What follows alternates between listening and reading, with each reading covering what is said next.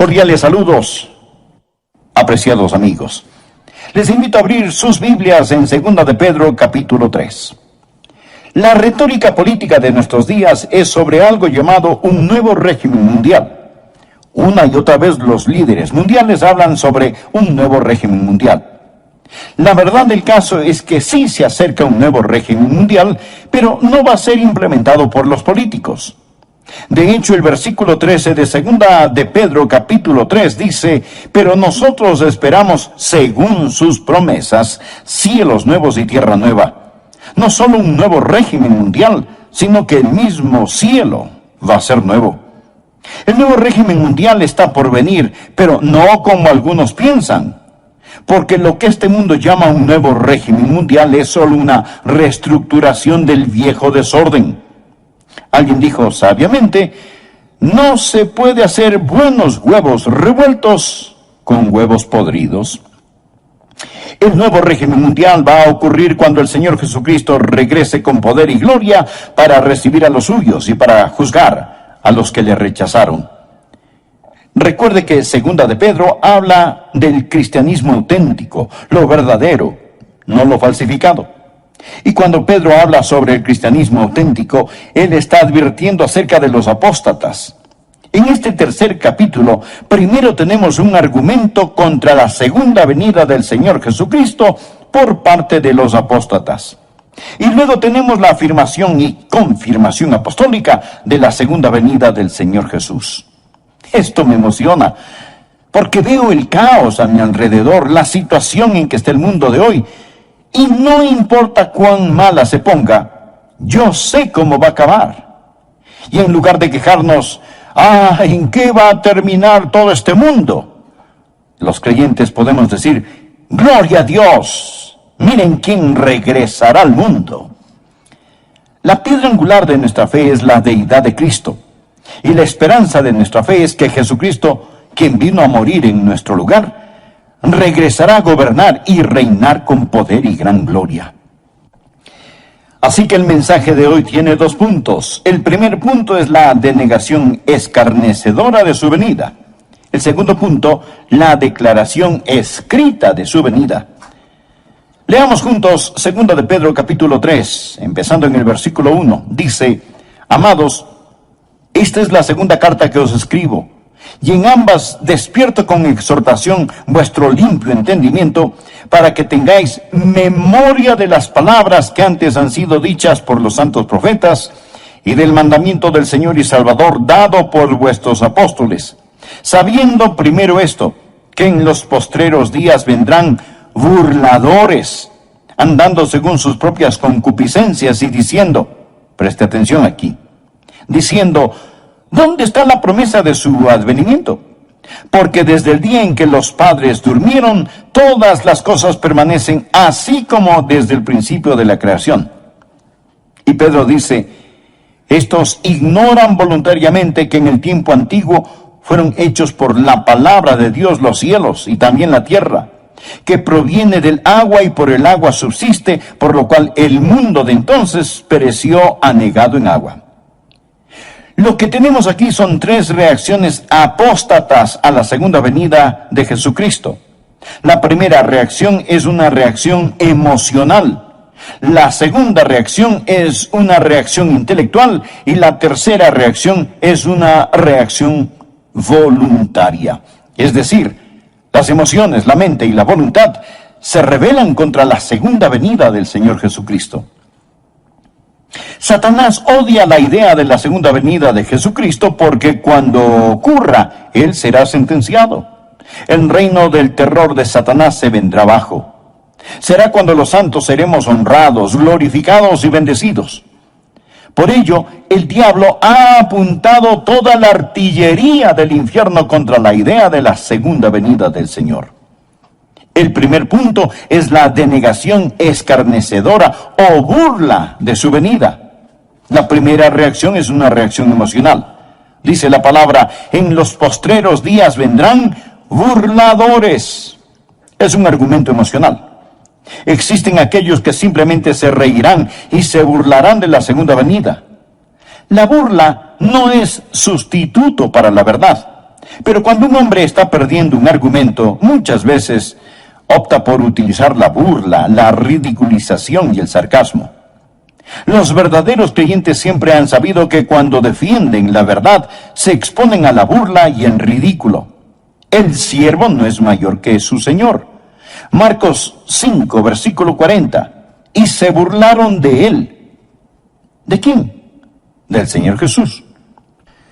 Lucas capítulo 22 y versículo 63 habla de cuando Jesucristo iba rumbo a la cruz. Dice: y los hombres que custodiaban a Jesús se burlaban de él y le golpeaban. Se los puede imaginar muertos de risa, apuntando su dedo al Señor. Se burlaron y golpearon al Hijo de Dios. Si se ríen de usted por creer en Cristo y en su segunda venida, recuerde que está en muy buena compañía. El arsenal diabólico para impedir que usted ame, conozca y sirva a Dios es la ridiculización y la burla. En los postreros días vendrán burladores andando según sus propias concupiscencias. ¿Por qué se ponen tan emocionales estas personas acerca de la segunda venida de Jesucristo? ¿Por qué la odian? Porque viven en pecado. Ellos están viviendo en pecado. Muéstreme un burlador y le mostraré un pecador. Los burladores van tras sus propias lujurias, deseos. Muéstreme un hombre que ridiculiza la segunda venida de Jesucristo, el juicio, y yo le mostraré un hombre que tiene las iniciales del diablo talladas sobre su corazón. Muéstreme una mujer que se burla de las cosas santas, y le mostraré a una mujer cubierta con las asquerosas huellas digitales del pecado.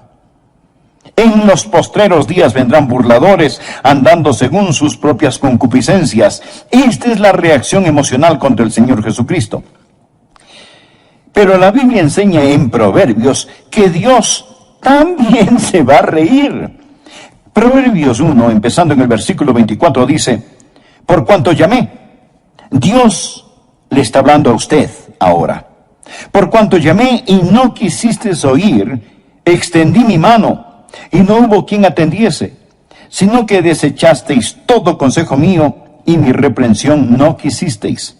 Ahora escuche: también yo me reiré en vuestra calamidad, y me burlaré cuando os viniere lo que teméis. Cuando viniere como una destrucción lo que teméis, y vuestra calamidad llegare como un torbellino, cuando sobre vosotros viniere tribulación y angustia. Lo que Dios está diciendo es que usted puede irse riendo al infierno, pero no podrá salir de él. Dios está diciendo, como decimos hoy, el que ríe al último, ríe mejor. Los apóstatas no solo están satisfechos con rechazar las cosas santas, sino que tienen un enorme deseo diabólico de ridiculizar las cosas santas. Había un emperador romano cuyo nombre era Juliano. Cuando él era un joven, profesó conocer al Señor Jesucristo y ser un creyente, pero nunca se convirtió verdaderamente. Llegó a ser un apóstata y persiguió a los creyentes con todo su poder, ridiculizando la fe cristiana. Juliano, el apóstata, tenía un amigo de la niñez cuyo nombre era Agatón. Ellos crecieron juntos. Después de muchos años se encontraron. Agatón era un creyente que servía fielmente al Señor día tras día. Cuando Juliano el emperador se encontró con Agatón, le dijo: Agatón, ¿cómo le va a tu amigo el carpintero de Nazaret?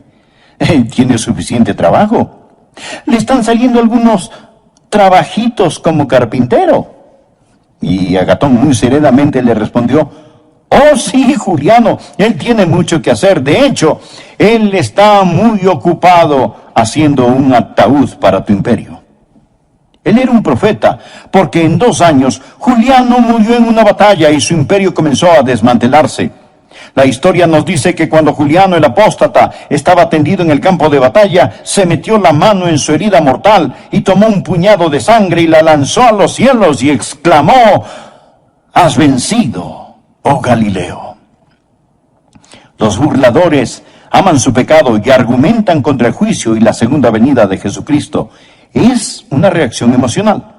Pero existe la segunda reacción, la reacción intelectual. Por favor, leamos el versículo 4. Dice: los burladores andando según sus propias concupiscencias y diciendo, ¿dónde está la promesa de su advenimiento? Porque desde el día en que los padres durmieron, ahora escuche, todas las cosas permanecen así como desde el principio de la creación. Lo que ellos están diciendo es que si Jesucristo regresa en poder y gloria, si fuera a haber un nuevo cielo y una nueva tierra, lo que eso significaría es que habría una interrupción en el reino de las leyes naturales. Ellos dicen, nosotros, los eruditos, los intelectuales, hemos encontrado que desde la creación no ha habido cosa semejante, y no hay ninguna razón para creer que Jesucristo va a venir, ni para creer que habrá un nuevo planeta Tierra. Esto, amigos, es puro materialismo. Todo continúa igual. Ven la creación desde un punto de vista científico. Es una apelación a la inteligencia, y aquí está el argumento. Nunca nada cataclísmico ha ocurrido, y no hay ninguna razón para creer que algo cataclísmico sucederá. Porque desde el día en que los padres durmieron, todas las cosas permanecen así como desde el principio de la creación. Ellos dicen, escuche, mi bisabuelo esperaba la segunda venida de Jesucristo. Así que no se preocupen, todo continuará igual, no pasará nada. Imagínese a un niño en el tiempo de Noé. Él llega todo preocupado y le dice a su papá, papi, escuché a un hombre llamado Noé. Dice que Dios va a destruir el mundo con un diluvio y está construyendo un gran barco. Él lo llama el arca. Dice que si creemos en su Dios, nos podemos salvar y entrar en el arca cuando venga el diluvio.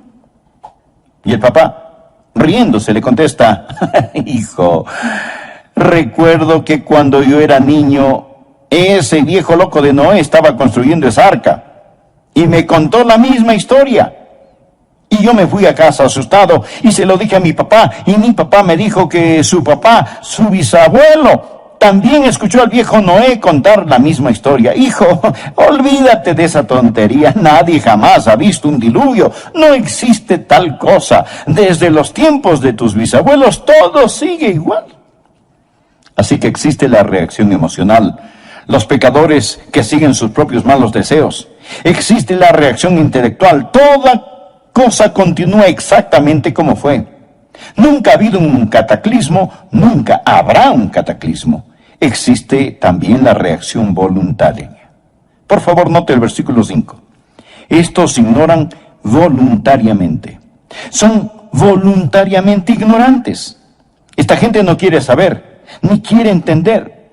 Porque si admiten la verdad de que Jesucristo va a regresar en juicio, esto significa que tendrán que cambiar su estilo de vida. Piensan que si de algún modo cierran sus mentes y sus corazones a esta verdad, todo estará bien. En eso se parecen a las avestruces. Esconden su cabeza en la arena. Son voluntariamente ignorantes. Ellos no quieren saber. Y no pueden encontrar a Dios por la misma razón que un ladrón no puede encontrar a un policía. Juan capítulo 3, versículo 19 dice, la luz vino al mundo y los hombres amaron más las tinieblas que la luz. ¿Por qué? Porque sus obras eran malas. Mi amigo, el mundo está lleno de ellos. Usted habla con las personas sobre ponerse en paz con Dios, les habla sobre la segunda venida de Jesucristo y lo cortan, lo paran, no quieren oír, no quieren saber. El problema no está en sus mentes, el problema está en sus corazones. Romanos capítulo 1 habla de ellos que detienen con injusticia la verdad, son voluntariamente ignorantes y su reacción emocional, intelectual y voluntaria sirve para negar esa gran verdad, la gloriosa verdad bíblica de la segunda venida del Señor Jesucristo. El segundo punto, la declaración escrita de su venida. Ya escuchamos a los apóstatas con su denegación escarnecedora. Ahora escuchemos a los apóstoles con su declaración escrita. Simón Pedro da 3 respuestas apostólicas a los argumentos o reacciones apóstatas para reafirmar la segunda venida de Jesucristo. La primera es su memorable promesa. Su memorable promesa. Leamos el versículo 1. Amados, Esta es la segunda carta que os escribo, y en ambas despierto con exhortación vuestro limpio entendimiento, para que tengáis memoria. Por favor, subraye la palabra memoria. Para que tengáis memoria de las palabras que antes han sido dichas por los santos profetas, y del mandamiento del Señor y Salvador dado por vuestros apóstoles. Bien, ¿cuáles eran esas palabras? Una promesa. Mire el versículo 4. ¿Dónde está la promesa de su advenimiento? Ahora mire el versículo 9. El Señor no retarda su promesa. Saltémonos al 13. Pero nosotros esperamos según su promesa cielos nuevos y tierra nueva. Lo que está diciendo el apóstol es que Él nos hizo una memorable promesa y Él vendrá otra vez. Los profetas y los apóstoles nos dicen que recordemos lo que Dios ha dicho. Sabemos la importancia del nuevo nacimiento, mas ¿sabía que el Nuevo Testamento solo lo menciona 9 veces? La maravillosa doctrina del bautismo se menciona solo 20 veces en el Nuevo Testamento. El arrepentimiento solo 70 veces en el Nuevo Testamento. Pero el Nuevo Testamento habla, sin tocar el Antiguo Testamento, habla 380 veces en términos gráficamente claros de la segunda venida de Jesucristo. Esa es la razón por la que Pedro dijo: tengáis memoria de las palabras que antes han sido dichas por los santos profetas y por vuestros apóstoles. Si usted agrega a los profetas lo que los apóstoles dicen, un versículo de cada 25 en la Biblia habla de la segunda venida de Jesucristo. Dios no puede mentir. Dios lo ha prometido. Por ello, el recordatorio apostólico es su memorable promesa. Recuerde, téngalo presente. El Dios que no puede mentir lo ha prometido. Segundo, Pedro nos recuerda de su magno poder. Recuerda lo que ellos dicen. Los apóstatas dicen: todo continúa igual. No hay ninguna interrupción en el reino de las leyes naturales.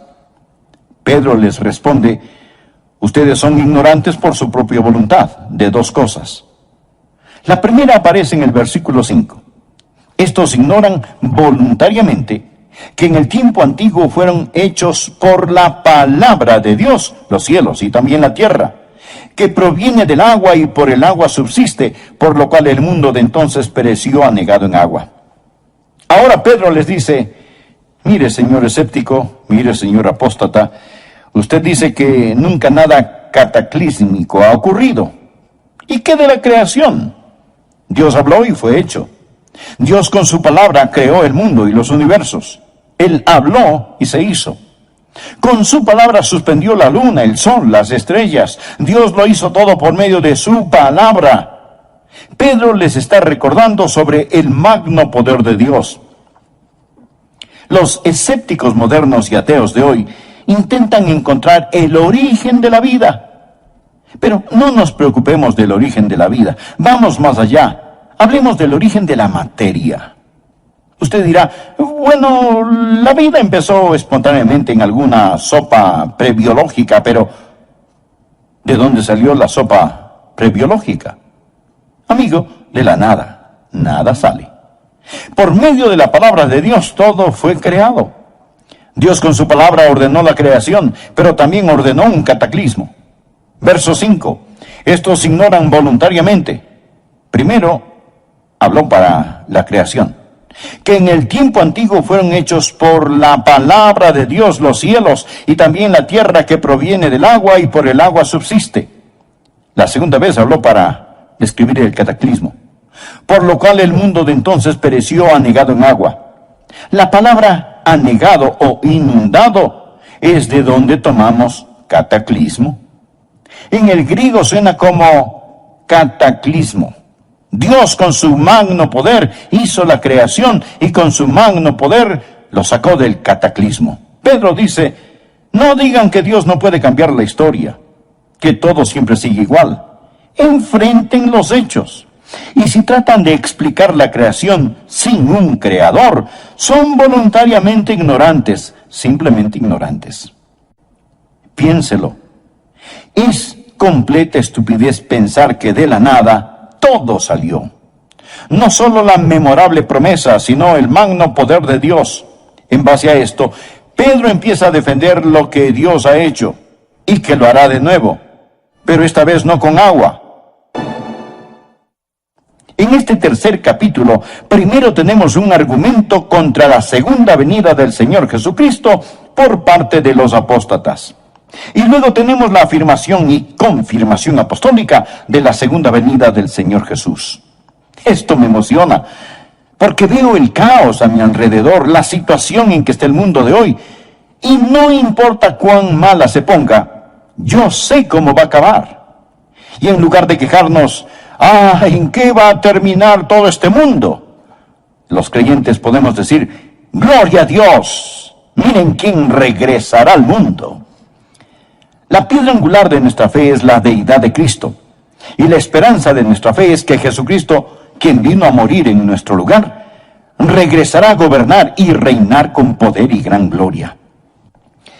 Así que el mensaje de hoy tiene 2 puntos. El primer punto es la denegación escarnecedora de su venida. El segundo punto, la declaración escrita de su venida.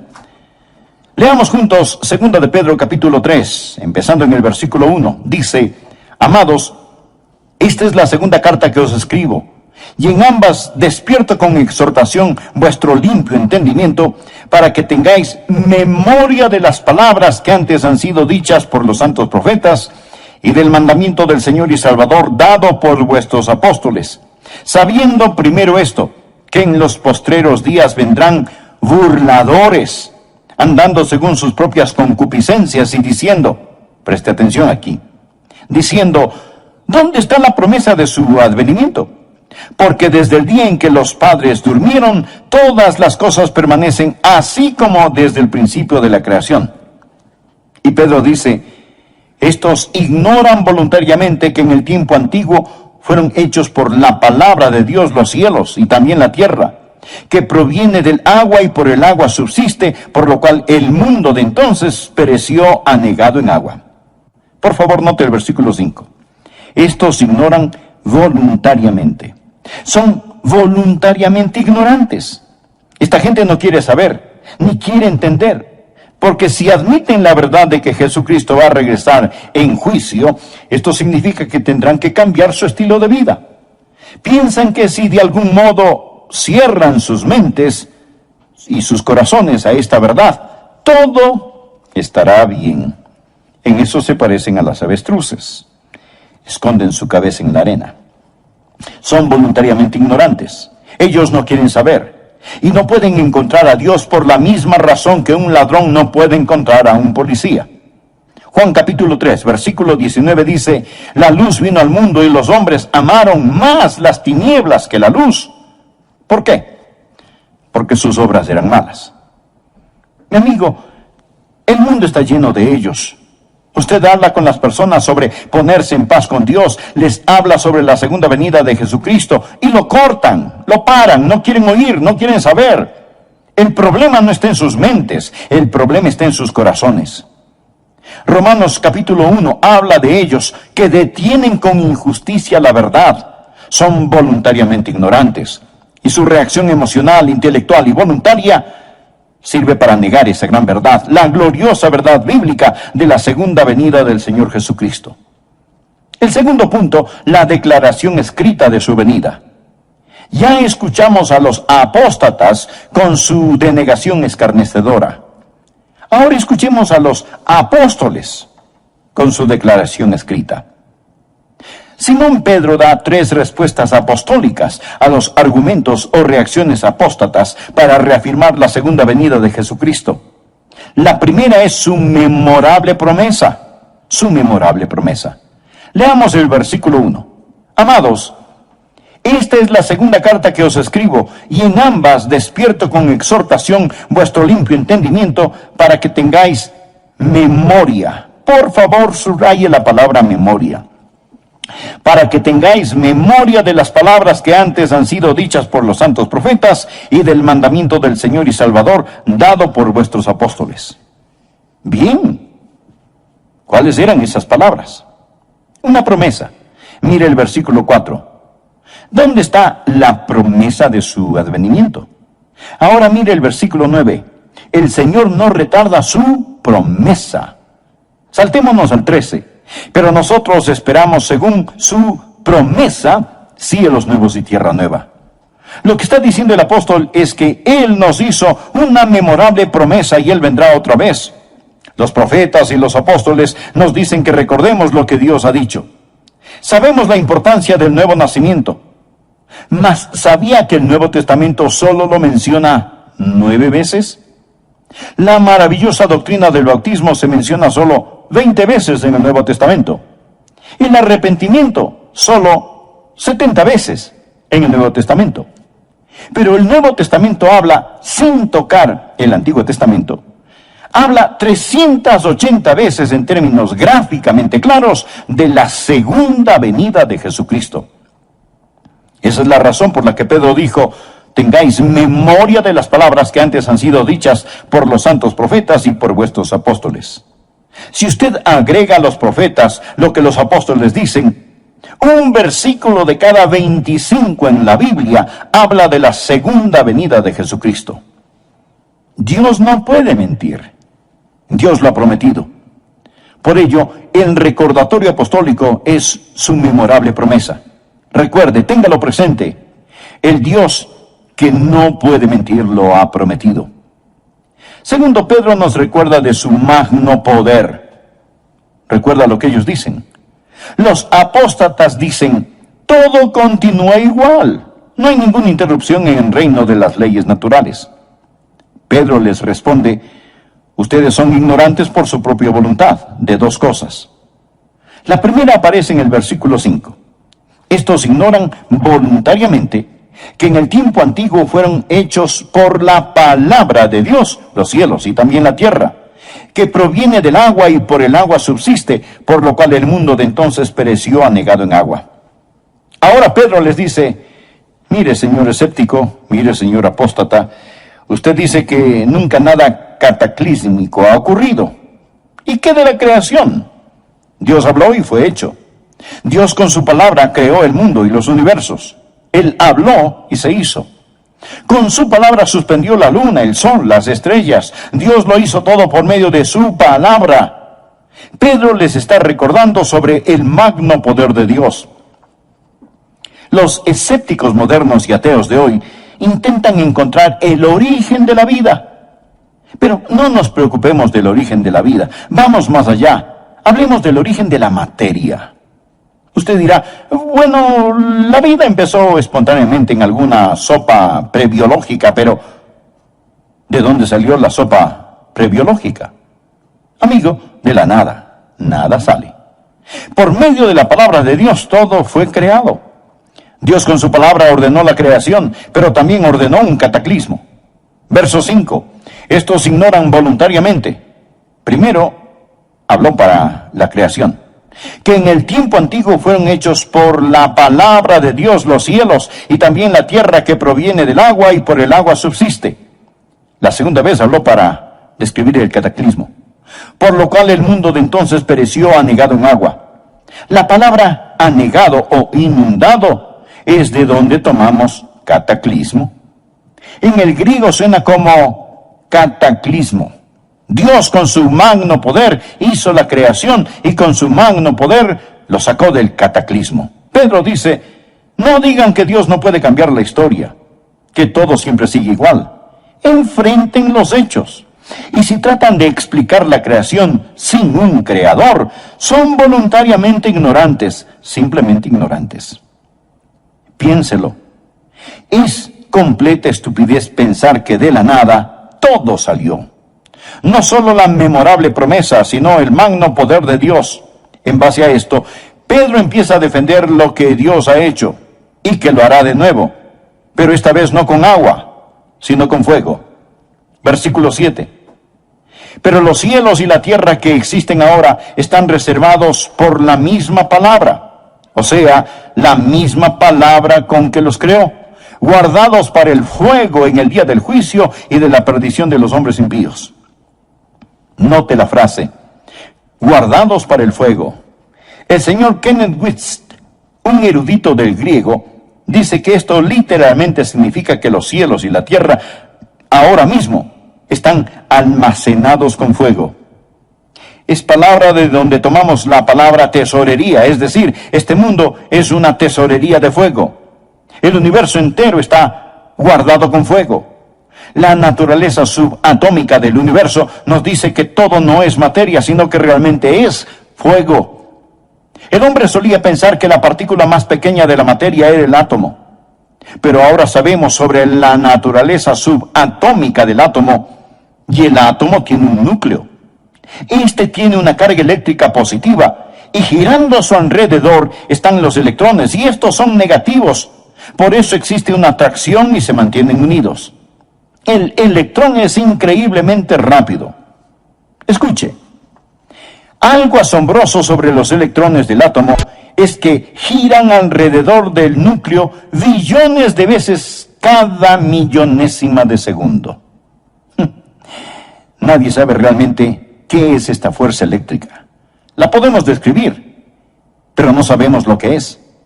Einstein dijo antes de morir que esperaba descubrir lo que es la electricidad, pero nunca lo hizo. Podemos poner esta cosa de algún modo en proporciones matemáticas, pero los científicos no saben cuál es la fuerza que los une. Dije que el núcleo tiene una carga eléctrica positiva y girando a su alrededor están los electrones que son negativos. Por eso existe una atracción y se mantienen unidos. Pero también tienen neutrones y protones. Los neutrones son neutros y los protones son positivos. No existe atracción, mas estos no se caen. ¿Qué causa que todos se mantengan unidos?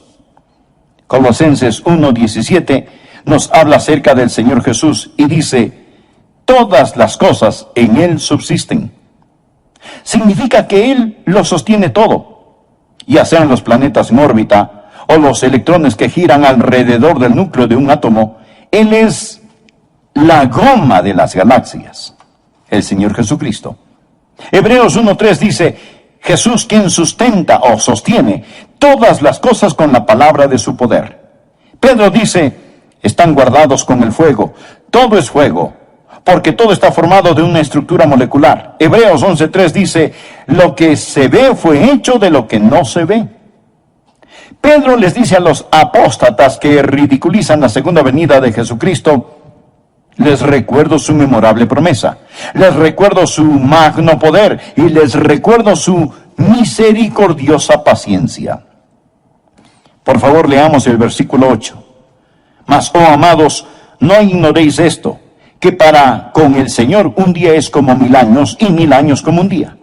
El Señor no retarda su promesa, según algunos la tienen por tardanza, sino que es paciente para con nosotros, no queriendo que ninguno perezca, sino que todos procedan al arrepentimiento. Pero el día del Señor vendrá como ladrón en la noche, en el cual los cielos pasarán con gran estruendo. Usted sabe que la gente que intenta deducir cómo todo llegó a ser, dicen, bien, todo empezó con una gran explosión. Nunca nos explican qué fue lo que explotó. Solo el hombre puede desviarse 180 grados hacia lo opuesto. Todo no empezó con una gran explosión. Todo va a concluir con una gran explosión.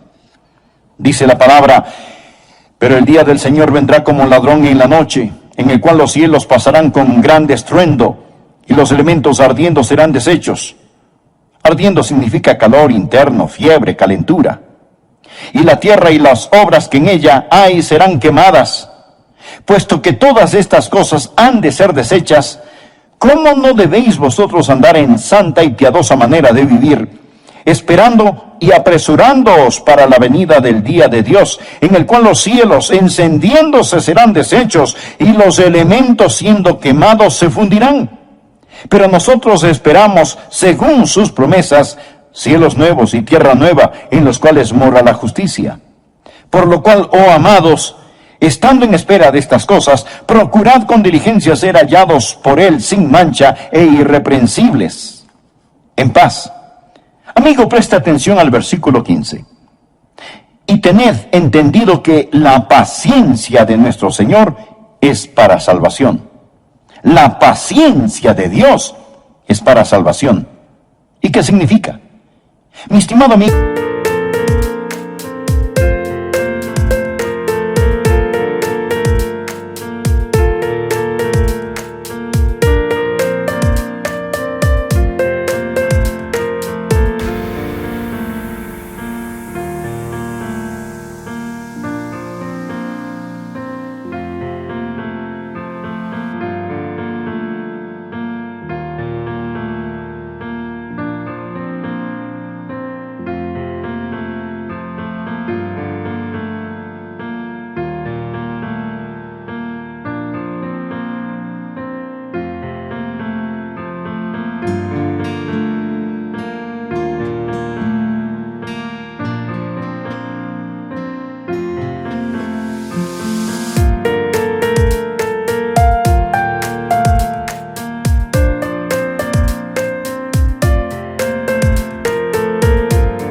significa que Dios no quiere que usted muera y vaya al infierno. Eso es lo que significa. Si Jesucristo hubiera regresado ayer y usted no es salvo, su destino estaría irrevocablemente establecido. El Señor mantiene la puerta de la misericordia abierta para usted. Dios es un Dios de misericordia. Y Pedro les contesta a los apóstatas estas tres cosas. Existe una memorable promesa, existe el magno poder de Dios y existe la misericordia y la paciencia de Dios. Versículo 9. El Señor no queriendo que ninguno perezca, sino que todos procedan al arrepentimiento. Dios está esperando que usted acepte su salvación. Y usted dirá, bueno, si Dios es tan misericordioso, yo no tengo de qué preocuparme. No, mi estimado amigo, mire el versículo 10. Pero el día del Señor vendrá. Verá, ambas, la ira y la misericordia, son atributos de Dios. Si usted dice que Dios es todo ira y no misericordia, eso es solo parte de la verdad. Y si dice que Dios es todo misericordia y no ira, eso es solo parte de la verdad.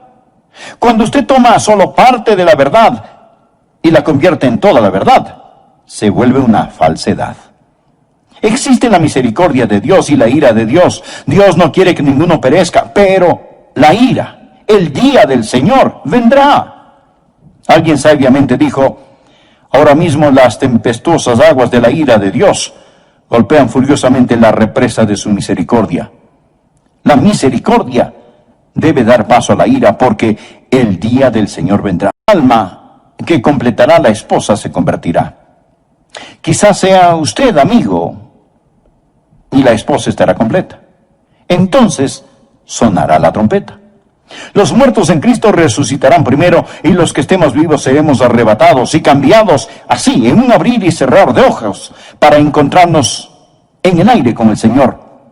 Pero no sé cuándo será, mas Él está por venir.